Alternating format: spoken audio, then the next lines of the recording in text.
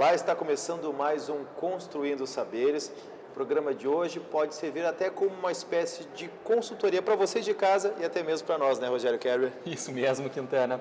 No programa de hoje nós vamos falar sobre como administrar o seu dinheiro, especialmente num período de crise.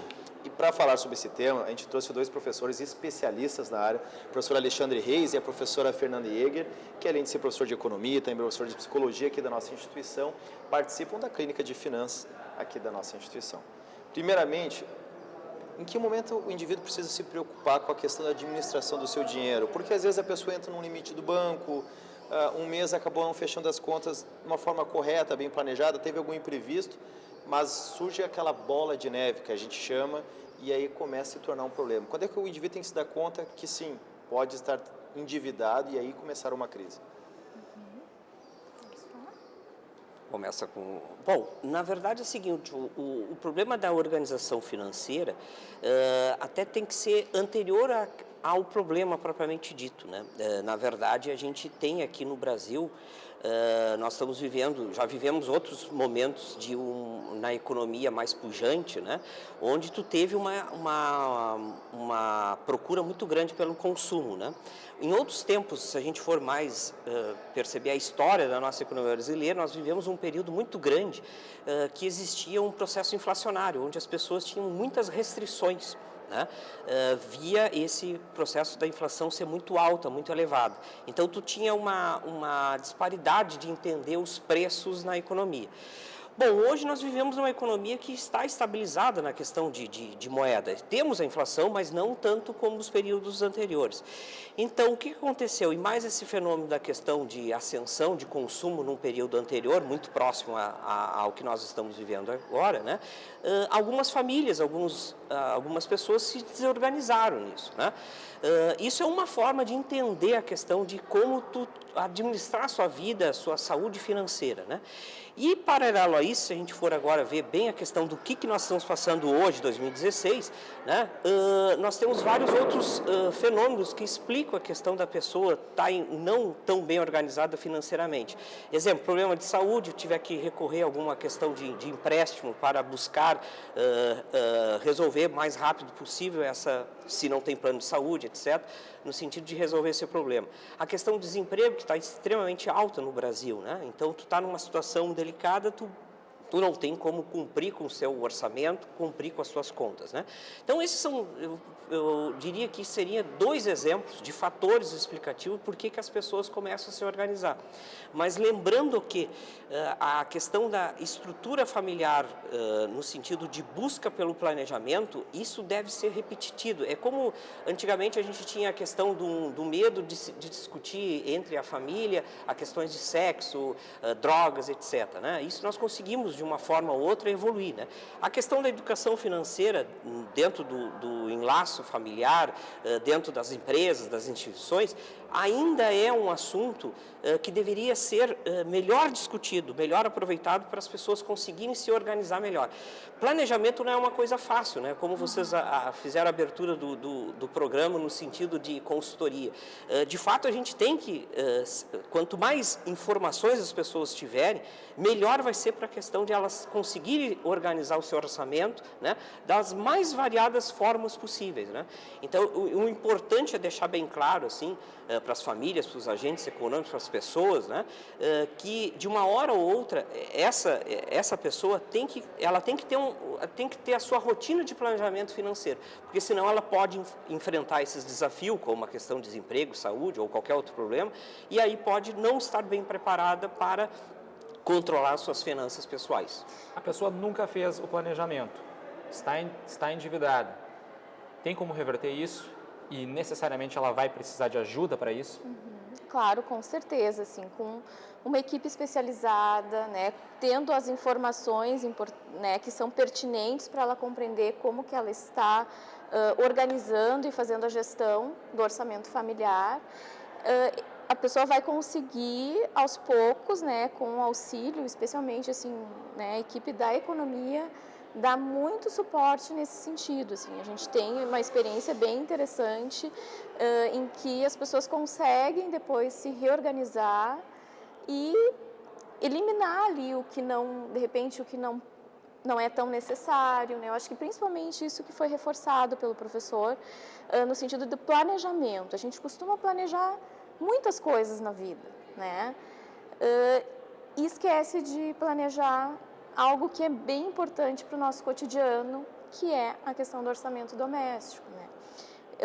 O bom de tudo isso é que a gente tem mais ou menos a previsão do que tu vai gastar, das contas fixas, né? Mais ou menos a gente já sabe também o que vai ser extra, né? O problema é quando acontece aquilo que a gente chama de acidentes da vida, que são situações inesperadas, né? Como foi colocado, assim, um problema de saúde ou algum tipo de acontecimento que gera, então, uma dificuldade em sanar as dívidas, né? Daí vem a questão do superendividamento, que é a condição, digamos assim, que traz consequências bastante devastadoras para a vida de uma pessoa. Eu vou aproveitar esse gancho e fazer duas perguntas numa só, um professor Alexandre, outra professora Fernanda. Primeiramente, em termos de planejamento, o que seria o melhor em termos de porcentagem? Porque cada um tem uma realidade, uma faixa salarial, quem ganha um salário mínimo, quem ganha 2 salários mínimos, 3, mas em termos de porcentagem eu acredito que existe já uma espécie de patamar em termos de ou aluguel ou alguma mensalidade em termos de uma moradia, água, luz, a questão do mercado, que infelizmente acaba se tornando mesmo o preço para todo mundo, como se organizar. E em relação ao lado psicológico, professora, o que pode levar a um problema de um endividamento, algum comportamento, e o que depois de endividado, os efeitos que essa crise, esse endividamento pode gerar? Eu já vou engatar então mais uma pergunta. Vou anotando aí. Aproveitando o gancho. Nesse sentido, professor, tem até aplicativos que podem ajudar a controlar. Sim.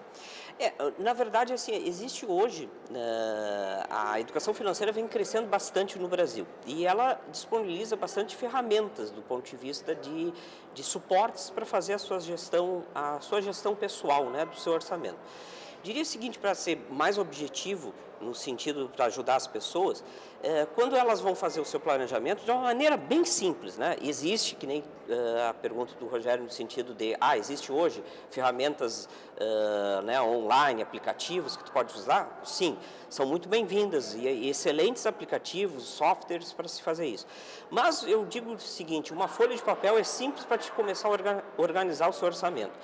Mas o que tu tem que começar para organizar? Primeiro tu tem que saber a sua renda, né? E a renda, se ela é contida de um indivíduo, 2 indivíduos, ver o seu contexto familiar, né? Saber realmente o que tu tem como renda líquida que tu pode ter os teus gastos. Depois tu vai listar esses teus gastos, os teus consumos diários. Fazendo a prioridade, que é básico, né? Nós precisamos sobreviver e se alimentar, né? Precisamos de energias, né? Então seria esse um contexto de produtos e serviços essenciais, prioridade para se consumir. Posterior a isso, a gente tem que morar, né? E morar bem, ou enfim, próximo ao trabalho, enfim, conforme os interesses dessa família, desse indivíduo, atentando a ter uma maior eficiência, alocando melhor os seus recursos, de repente morando num local que disponibiliza menos uso do veículo, enfim, são possibilidades que tu tem que organizar, né? E aí tu vai ter que ter a aquisição de veículos, imóveis, né? Que se enquadre dentro do seu orçamento. E por último, né, não que seja uma escala, que seja uma referência, mas pode ser um modelo, né, os produtos, vamos dizer assim, supérfluos, acessórios à sua vida. Né? Não que eu estou dizendo que esses são menos importantes que os outros, mas de fato aquela primeira escala, né, aqueles primeiros produtos são essenciais. Né? Então, na questão se tu se concentrar na questão de gastos da última linha, né, da questão dos supérfluos, de fato tu vai um dia errar na questão do seu orçamento, porque na verdade eles não são tão prioritários, né? Então tu tem que mesclar isso dentro do seu orçamento, né? Os gastos que fiquem dentro da tua renda que tu tem mensal ou anual, né? Uma outra coisa interessante que é bom dizer aqui, nessa questão da renda, né? Tem pessoas que têm rendas anuais e não mensais, né? Isso é uma outra forma de organização. Exemplo, muito típico da agricultura, né? Eles têm rendas anuais. Isso requer um maior rigor de planejamento, né? Porque às vezes tu tem um volume num mês muito elevado de renda, mas no seguinte ela vai diminuindo, né? Então é como se tu fizesse um fluxo de caixa, né? Eu tenho aquela renda alta e aí o ideal é tu organizar isso, os teus gastos mensais de consumo, né? Dentro dessa realidade como se fosse uma renda mensal. O mês é mais intuitivo para as pessoas se organizar do que o ano. Nós não estamos acostumados a fazer um padrão de consumo anual, e sim a gente está mais adaptado ao mensal. E outra coisa também que é muito interessante aqui para o nosso público de Santa Maria, que nós temos muitos estudantes, é a questão de quem mora sozinho, ou enfim, não está convivendo com a sua família, então é um indivíduo sozinho. Essa pessoa tem que ter um cuidado especial na hora de consumir, mesmo os produtos essenciais, porque às vezes ela pode estar gastando a mais daquilo que ela necessariamente precisa naquele dia, Então, na questão dos alimentos, tentar comprar aquilo que realmente tu vai comer, se alimentar, Porque senão tu comprou um excesso e vai sobrar, e aí tu está como se fosse rasgando o seu dinheiro, de uma forma errada, Então são algumas dicas, que vai muito dependendo do perfil da família dessa pessoa, que vive e sempre fazendo essa correlação com a sua renda, Eu acho interessante, assim, você falou, do caderno e dos aplicativos, Mas o mais importante é isso, é a pessoa ter o registro, seja de alguma forma. De alguma forma, porque para algumas pessoas vai ser mais fácil via aplicativo, porque consegue, administrar bem esses recursos.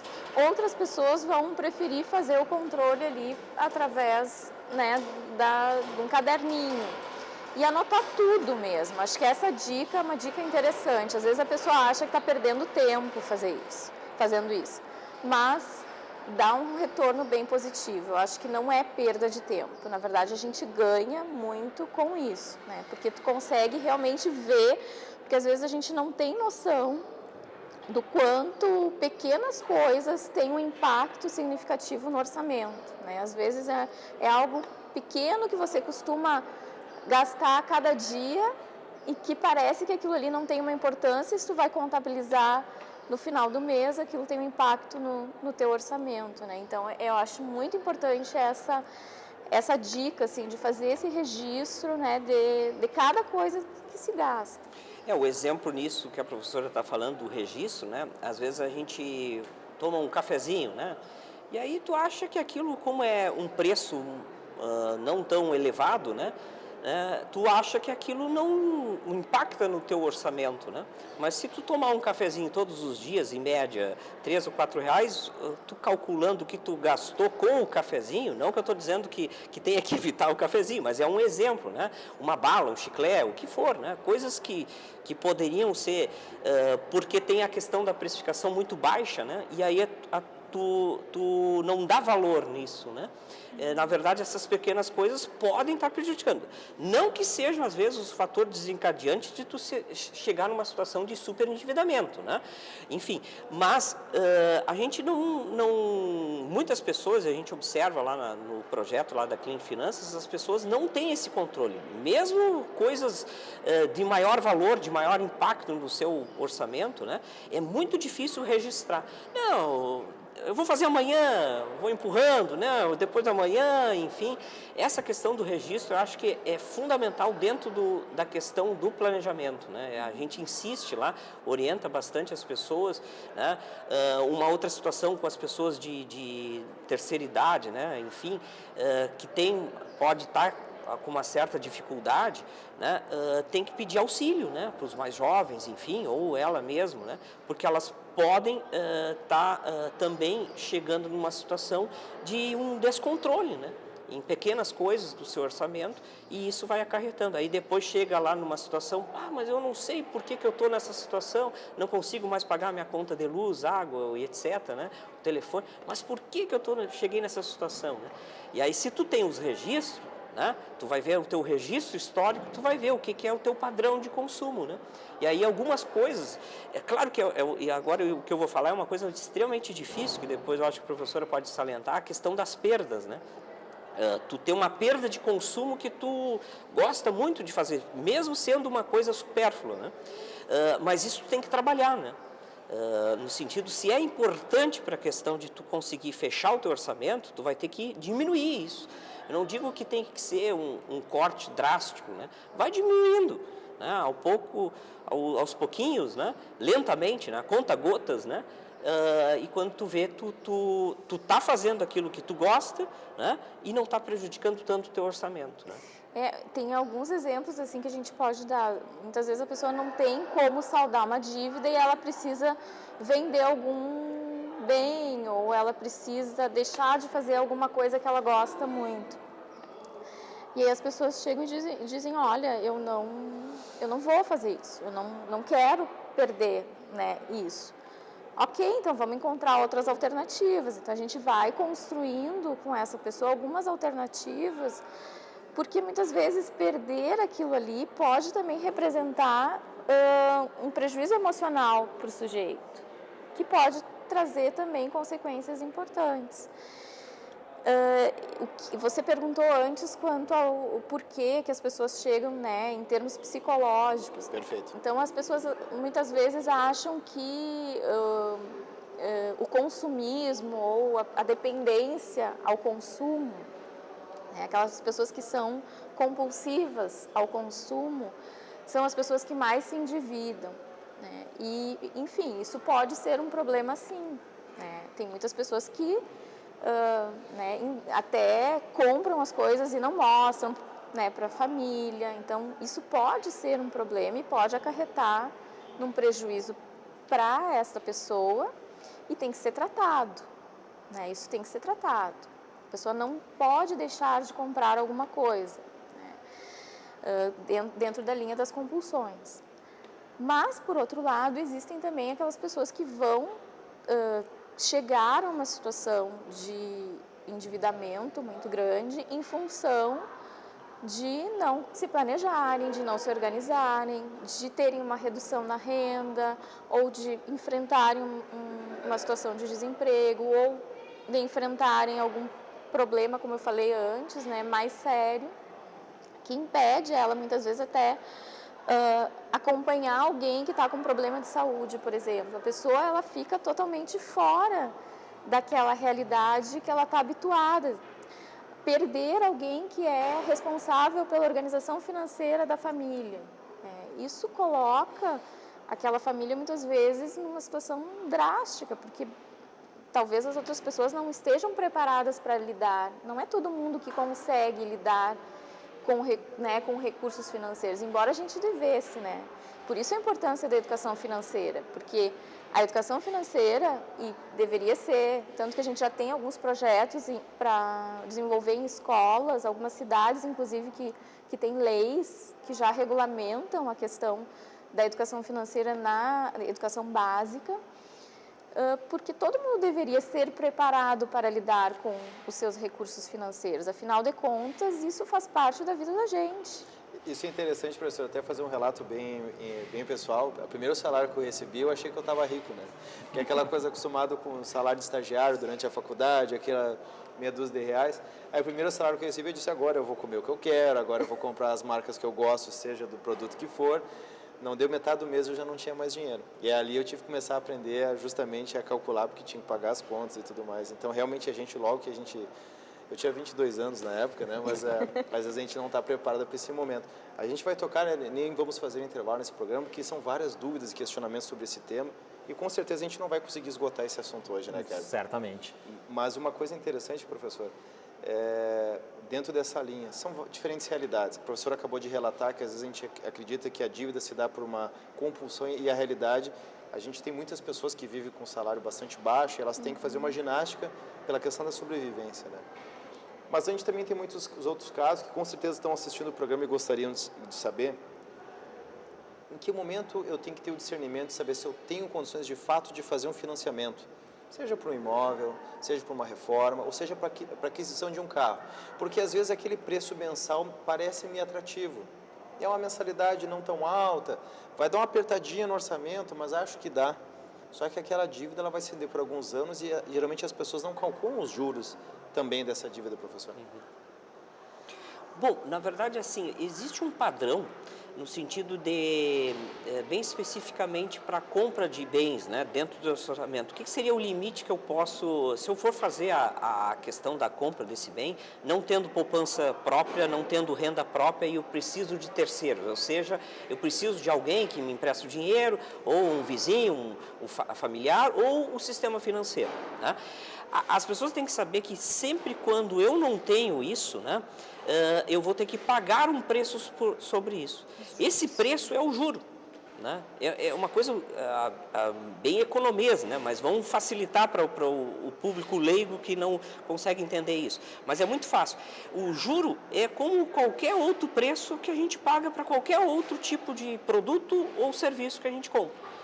Só que ele é um serviço de remuneração sobre um dinheiro que tu não tem.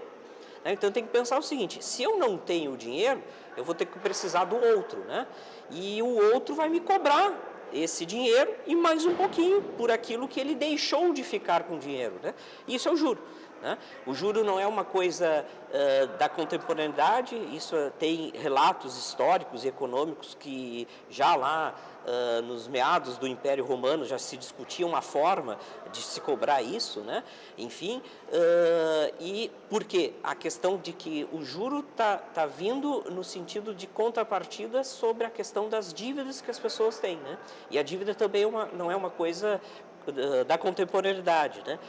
Existem relatos bastante históricos, antropológicos, enfim, sociológicos e até econômicos e psicológicos também, né? No sentido que tribos já tinham uma forma de conviver com isso, né? Porque não tinham produto ou insumo, ou não tinham a arma, ou qualquer outro tipo de instrumento, né? De defesa e etc., né? E precisavam depender de outras tribos, né? E aí surgiu isso. Então, em troca, eu te dou, mas eu tenho em troca alguma coisa, né?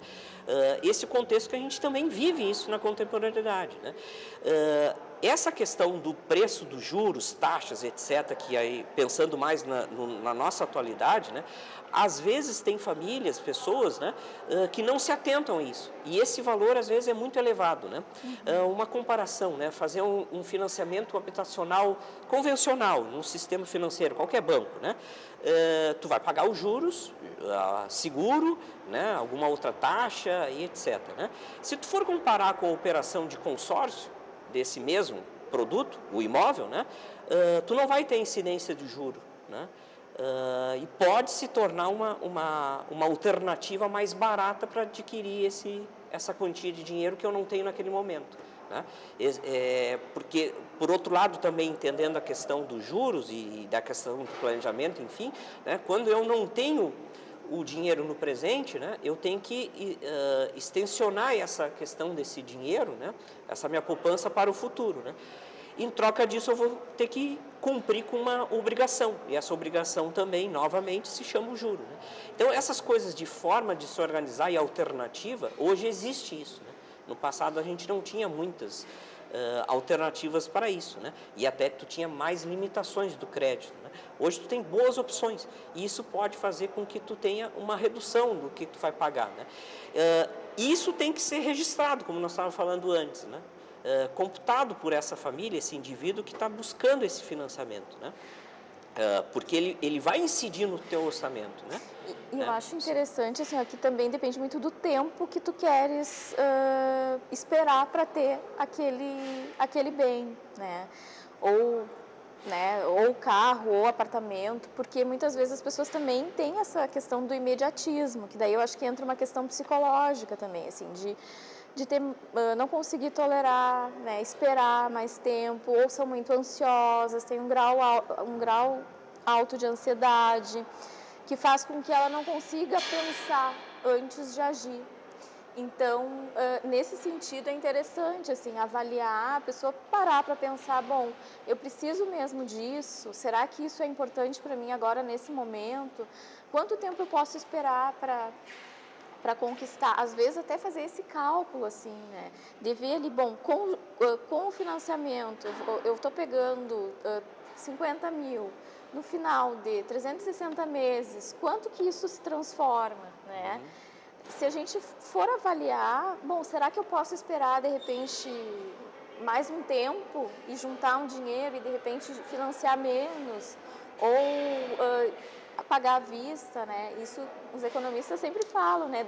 Da questão do pagamento à vista é algo que É sempre mais vantajoso. é vantajoso, né? Porque, bom, tu consegue, a partir dali, aproveitar e tu vai te organizar e não vai pagar tantos juros, né? Porque sempre tem os juros. Na verdade, a questão da antecipação, né, essa questão da ansiedade, né, hoje tu tem muitas ferramentas, mecanismos, né, que te possibilitam tu antecipar essa questão do teu sonho de consumir algum bem ou algum serviço, né? Exemplo, o cartão de crédito, né? Ele te possibilita isso. Tu não tem o dinheiro no teu bolso, né? Um exemplo bem real, né? Tu não tem, mas tu quer aquele consumo naquele instante, naquele momento, né? Como tu faz? Cartão de crédito, né? E aí tu vai pagar num outro momento, não ali automaticamente, ali no ato de tu fazer a compra, né? E é importante organizar. Organizar porque, isso. Assim, bom, tá, eu comprei. Às vezes as pessoas esquecem que compraram, né? Porque, bom, não foi com o dinheiro físico, né? Foi com o cartão. Então, por isso a importância do registro. Porque Tem um outro risco no cartão de crédito é essa facilidade de parcelar em 10, 12 vezes. Corre-se o risco de fazer compras pequenas e ir parcelando e daqui a pouco você comprometeu um montante que não poderia ter comprometido o seu salário? Sim, a gente observa bastante isso, que é cotidiano no contexto de quem é usuário de cartão de crédito, né? Porque ele não avalia isso. Ele quer... a questão da temporalidade, exatamente, né? do tempo. Tu perde a noção do tempo. Por exemplo, tu parcela em 12 vezes. Daí daqui a 2 meses tu vai comprar alguma outra coisa. Compra. E aí vai somando. Só que tu acha que tu já pagou aquilo, mas não, tu não pagou. Então essa noção de tempo é algo que implica muito na questão do superendividamento também. A falta de noção de gestão das finanças num espaço de tempo. Por isso a importância... E tem pessoas que têm mais dificuldades de fazer isso, que não conseguem. Tem pessoas que de cabeça conseguem identificar, assim, não, eu sei que eu comprei tanto, a parcela é tanto, tá, mas algumas pessoas não conseguem. Então, se não tem o registro, fica muito mais difícil. A gente está nos minutinhos finais, o programa passa rápido e a gente tranquilamente ficaria fazendo essa consultoria por um bom tempo, mas um recado final e até mesmo chamar o pessoal aqui de Santa Maria e região para a clínica de finanças, para quem tem alguma situação, qual é a situação que se encaixa para procurar a clínica e um conselho geral para quem está querendo aprender a administrar o seu dinheiro. Bom, nós temos o projeto, então, da clínica de finanças que trabalha com a questão tanto do endividamento quanto também aspectos relacionados a problemas emocionais que estejam vinculados a temáticas que circunscrevem esse fenômeno. Então, a gente atende, né, desde um público que está... Agora a gente está cogitando um grupo também relacionado ao desemprego. Então, se tiver alguém interessado, pode nos procurar, ligar para o nosso setor. Que fica localizado? Que fica no prédio 8, né, o Centro de Integração. Lá, para quem não sabe, é a Avenida Rio Branco com a Silva Jardim, né? Isso, ao lado do Procon. Isso, né, na esquina da Rio Branco com a Silva Jardim. E nós estamos à disposição, assim. Então, a gente trabalha tanto questões relacionadas ao superendividamento, quanto também as pessoas que têm interesse em organizar suas finanças ou que têm algum problema, né, como, por exemplo, eu sou um consumidor compulsivo, eu quero um suporte, eu quero um apoio psicológico. A gente oferece, lá o nosso trabalho é integrado, então a gente contempla, né, a economia, a psicologia, o direito, o serviço social. Então é interessante que há também uma troca significativa e se a pessoa tem, então, problemas que estão relacionados a essas áreas, a gente dá todo o aporte, todo o suporte para que ela consiga resolver esses problemas. Então, a gente fica à disposição, né? Eu acho que é uma problemática que vem afetando cada vez mais as pessoas da nossa sociedade, então é importante que a gente também não deixe essa bola crescer, né? Que a gente consiga trabalhar de maneira preventiva para que a gente não chegue num patamar de sofrimento extremo e que traga prejuízos significativos, né? Eu falei aqui um pouco da ansiedade, né? Mas também a gente tem casos de depressão, pessoas que muitas vezes até pensam em questões mais drásticas, né? E que chegam no projeto e a gente dá o suporte para que ela consiga resolver e sair dessa condição. Professor Alexandre, muitíssimo obrigado. Nosso tempo, infelizmente, estourou. Professora Fernanda, muitíssimo obrigado. Rogério Kerber, programa Construindo Saberes, volta na próxima semana, com a certeza que esse tema não se esgotou. A gente vai ter que voltar a falar outras vezes. Quem sabe teremos uma nova oportunidade? Com certeza. Se eles, professoras, aceitarem, estarão aqui conosco. Certamente. Certamente. Até a próxima Obrigada. semana. Tchau.